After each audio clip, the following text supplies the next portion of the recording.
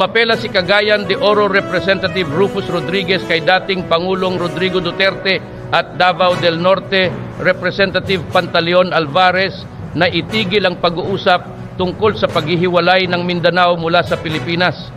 Ang panawagang ito ni Rodriguez ay sumusunod sa pahayag ni Pangulong Ferdinand Bongbong Marcos Jr.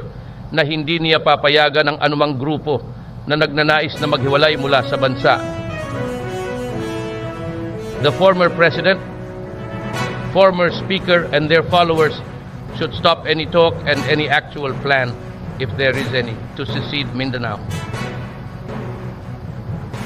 President Marcos has categorically stated that he would not permit our national territory to be reduced even by 1 square inch and would not allow even an iota of suggestion of its breaking apart, ayon kay Rodriguez.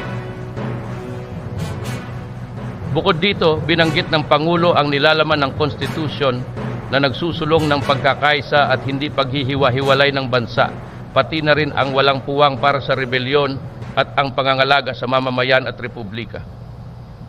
Ayon kay Rodriguez, seryoso ang Pangulo sa kanyang pahayag, kaya nararapat na ito ay pakinggan at seryosohin din ni Duterte at Alvarez. Bukod sa pahayag ng Pangulo, tiniyak din ni Defense Secretary Gilberto Teodoro Jr. na gagamitin ang angkop na puwersa laban sa sinumang grupo na nagnanais na maghiwalay sa bansa. Pinaniniwalaan din ni Rodriguez na walang magandang maidudulot sa Mindanao ang usapin ng paghihiwalay nito. It is counterproductive. It scares away investors. Most of our island, the Davao provinces in particular, the bailiwick of PRRD, is now economically progressive and peaceful, including the Baram area. Dagdag ni Rodriguez.